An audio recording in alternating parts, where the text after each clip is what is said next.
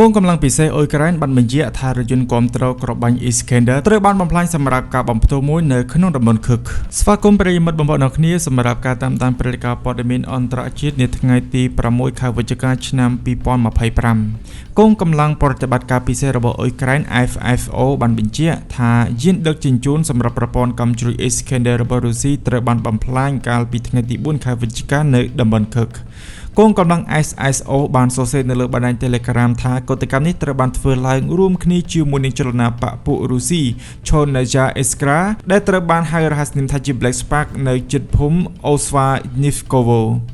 យាននេះត្រូវបានប្រើប្រាស់ដើម្បីដឹកជញ្ជូននិងផ្ទុកឡើងវិញសម្រាប់ការរៀបចំនៅមីស៊ីល Iskander ដែលត្រូវបានបាញ់ប្រឆាំងទៅនឹងទឹកដីនៅក្នុងប្រទេសអ៊ុយក្រែន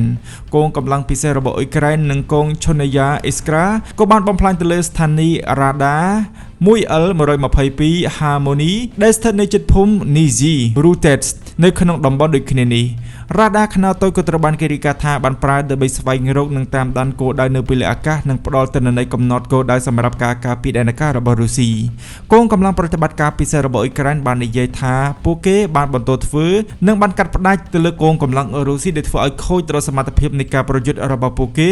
និងធ្វើឲ្យការបរាជ័យរបស់រុស្ស៊ីកាន់តែខិតមកជិតយោងទៅតាមទិន្នន័យពីទីភ្នាក់ងារស៊ើបការសម្ងាត់យោធារបស់អ៊ុយក្រែន HO ដែលបានចែករំលែកជាមួយនឹងកាសែត Q Independent ដែលបានឲ្យដឹងថាការផលិតមីស៊ីលផ្លោងរបស់រុស្ស៊ីបានកើនឡើងយ៉ាងហោចណាស់ចំនួន 66% ច្រើនជាងឆ្នាំ2024ដែលការប៉ាន់ប្រមាណរបស់ HO បានបង្ហាញថាបច្ចុប្បន្ននេះរុស្ស៊ីមានប្រមាណជិត600គ្រាប់នៃមីស៊ីល Iskander M និងប្រភេទKinzhal ជាង100គ្រាប់នៅក្នុងឃ្លាំងអាវុធរបស់ខ្លួនទន្ទឹមនឹងនេះរុស្ស៊ីក៏បានបំពាក់ជុំនឹងប្រភេទមីស៊ីល Kinzhal ជាមួយនឹងយន្តហោះថ្មីបំផុតរបស់ខ្លួនជាមួយនឹងប្រព័ន្ធរ៉ាដានិងផ្លូវហោះហើរដែលមិនអាចទីទុកជាមុនបានដែលធ្វើឲ្យពួកគេពិបាកក្នុងការស្ទាក់ចាប់ពីប្រព័ន្ធការពារដែនអាកាសដោយសារតែការកើនឡើងនៃផលិតកម្មនិងការធ្វើឲ្យប្រសើរឡើងផ្នែកបច្ចេកទេសនិងតួនាទីក្នុងការវាយប្រហាររយៈពេលវែងប្រព័ន្ធដូចជា Iskander រួមជាមួយនឹងហេដ្ឋារចនាសម្ព័ន្ធដែលគាំទ្រពួកគេក៏បានក្លាយទៅជាគោលដៅសំខាន់សម្រាប់អ៊ុយក្រែនប្រិយមិត្តបងប្អូនគ្នាដែលតែនេះគឺជាប្រតិបត្តិការថ្មីមួយដែលបានបំផ្លាញទៅដល់កងនាវានៃកងកម្លាំងប្រព័ន្ធមីស៊ីល Iskander របស់រុស្ស៊ីនៅក្នុងតំបន់ខឹកដែលនេះជាការវាយប្រហារដែលមានការសហការគ្នាជាមួយនឹងកងកម្លាំងប្រឆាំងទៅនឹងរុស្ស៊ីដែលមានរហស្សនាមថា Black Spark ឈ្មោះផ្លូវការរបស់ពួកគេនេះគឺ Chonaya Iskra ដែលស្ថិតនៅក្នុងការវាយប្រហារក្នុងតំបន់ក្បែរព្រំដែនរុស្ស៊ីដែលរុស្ស៊ីតែងតែប្រើប្រាស់សម្រាប់ការវាយប្រហារមកលើទីតាំងនិងទីក្រុងនានារបស់អ៊ុយក្រែនដោយប្រើប្រាស់មីស៊ីល Iskander MFជាមួយនឹងមីស៊ីលរយៈចម្ងាយឆ្ងាយបាញ់ពីលើអាកាសបំពាក់ជាមួយនឹងយន្តហោះទម្លាក់ក្របបែកណានោះគឺប្រភេទមីស៊ីល Kinzhal ដែលវាគឺជាប្រភេទមីស៊ីលបឿនលឿនជាងសម្លេងផងដែរ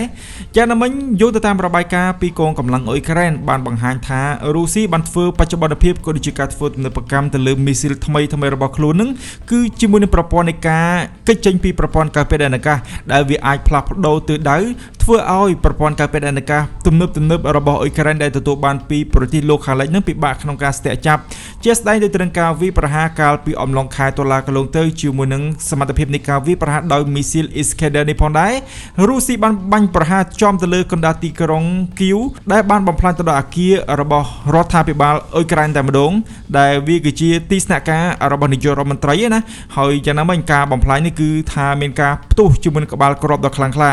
Iskander នេះគឺតាមទំហំគឺមានផ្ទុកជាមួយនឹងក្បាលគ្រាប់ចន្លោះពី480ទៅ500គីឡូក្រាមដែលវាសមល្មមក្នុងការគំទេចទៅលើអគារមួយណាចា៎តាមមិញប្រិយមិត្តបងប្អូនគ្នាយើងងាកចេញអំពីព័ត៌មានមួយនេះយើងមកចាប់អារម្មណ៍ជាមួយអត្ថបទព័ត៌មានថ្មីមួយដែលបានចុះផ្សាយដោយកាសែត Q Independent ដែលបានបង្ហាញថារោងចក្រចម្រាញ់ប្រេង Tuapse របស់រុស្ស៊ីនឹងតាមសេចក្តីរាយការណ៍បានផ្អាកនៅប្រតិបត្តិការបន្ទាប់ពីការវាយប្រហារដោយយន្តហោះគ្មានមនុស្សបើករបស់អ៊ុយក្រែនរោងចក្រចម្រាញ់ប្រេងរបស់រុស្ស៊ីនៅ Tuapse បានបញ្ឈប់ដំណើរការកាលពីថ្ងៃទី2ខែវិច្ឆិកាពលគឺមួយថ្ងៃបន្ទាប់ពីការវាយប្រហារដោយយន្តហោះគ្មានមនុស្សបើករបស់អ៊ុយក្រែននៅក្នុងរបាយការណ៍កាលពីថ្ងៃទី5ខែវិច្ឆិកាម្សិលមិញដោយដកស្រង់ប្រភពឧស្សាហកម្ម Reuters បាននិយាយថារោងចក្រចម្រាញ់ប្រេងដែលបានផ្អាកប្រតិបត្តិការដោយសារតែការខូចខាតទៅដល់ហេដ្ឋារចនាសម្ព័ន្ធកំពង់ផែយោងទៅតាម SBU បានឲ្យដឹងថាការវាយប្រហារដោយយន្តហោះគ្មានមនុស្សបើកចំនួន5គ្រឿងត្រូវបានកត់ត្រាទុកបន្ទាប់ពីការវាយប្រហារទៅលើនាវាដឹកប្រេងមួយដែលបានបង្កឲ្យមានការ ឆាបឆេះហើយយ៉ាងហោចណាស់ផាយចំនួន4បានប្រើប្រាស់សម្រាប់ផ្ទុកនិងផ្ទុកប្រេងត្រូវបានធ្វើឲ្យដំណើរការក៏ប៉ុន្តែមិនអាចដំណើរការបានហើយអគារកំពង់ផាយក៏ត្រូវបានរងនឹងការខូចខាតផងដែរសារព័ត៌មាន Reuters បានដកស្រង់ទិន្នន័យរបស់ LSEG ដែលបានរាយការណ៍ថានាវាដឹកប្រេងចំនួន3គ្រឿងបានចូលជន់នៅកំពង់ផែក្នុងអំឡុងពេលនៃការវាយប្រហារសម្រាប់ការផ្ទុកប្រេងណាប់ឆាប្រេងម៉ាស៊ូតនិងប្រេងឥន្ធនៈ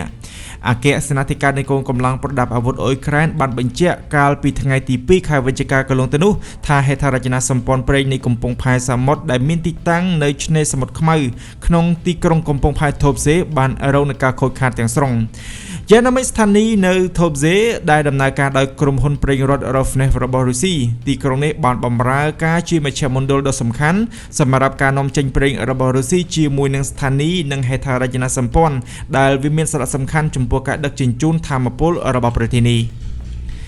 សារព័ត៌មាន Reuters បានសរសេរថារោងចក្រចម្រាញ់ប្រេងដែលត្រូវបានគេរំពឹងថានឹងបង្កើនការនាំចេញផលិតផលប្រេងនៅក្នុងខែវិច្ឆិកា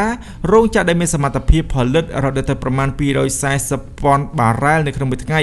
ដែលបានផលិតនៅប្រេងឥន្ធនៈនិងប្រេងអូស្មန်សុញ្ញកាសប្រេងម៉ាស៊ូតដែលមានស្ពាន់ធខ្ពស់ជាចម្បងសម្រាប់ប្រទេសចិនម៉ាឡេស៊ីសិង្ហបុរីនិងទូគីអ្នកនាំពាក្យកងទ័ពជើងទឹកអ៊ុយក្រែនលោក Dmytro Pletenchuk បាននិយាយកាលពីថ្ងៃទី2ខែវិច្ឆិកាកន្លងទៅថាការវាយប្រហារដែលមានផលវិបាករយៈពេលវែងសម្រាប់ប្រទេសរុស្ស៊ីលោក Pletenchuk បាននិយាយថាករណីនេះគឺពិតជាមានសារៈសំខាន់ហើយវានឹងមានផលវិបាករយៈពេលវែងពីព្រោះបានបន្ថែមទៅលើការបំផ្លាញដោយផ្ទាល់នៅខ្សែសង្វាក់បច្ចេកវិទ្យាដែលពាក់ព័ន្ធនឹងការដឹកជញ្ជូនហើយវាក៏នឹងមានប្រតិកម្មក្នុងចំណោមអ្នកធ្វើដំណើរតាមសមុទ្រពូលគឺក្រុមហ៊ុនដែលចាក់ប្រេងដោយផ្ទាល់នៅទីនោះ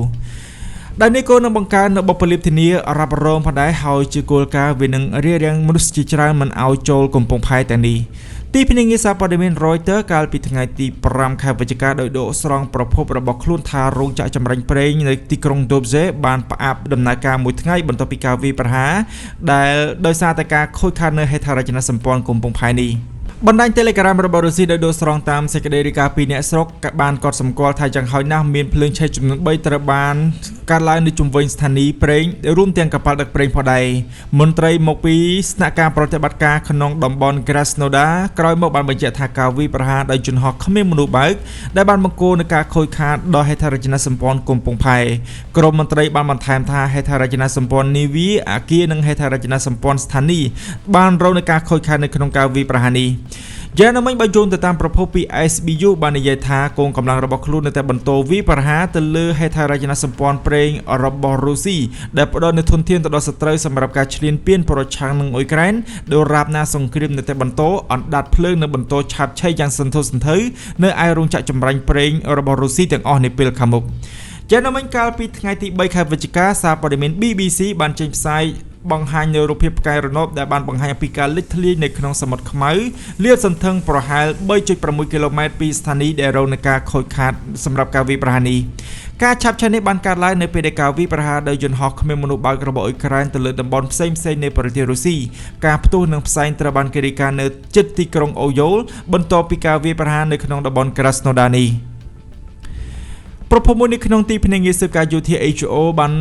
ប្រាប់មកកាន់សារព័ត៌មាន Q Independent ថាស្ថានីយ៍ប្រេងនៅថូបសេពីមុនត្រូវបានវាយប្រហារដោយយន្តហោះគ្មានមនុស្សបើករបស់កងទ័ពជើងទឹកអ៊ុយក្រែនក្នុងអំឡុងពេលប្រតិបត្តិការកាលពីថ្ងៃទី24កន្លងទៅ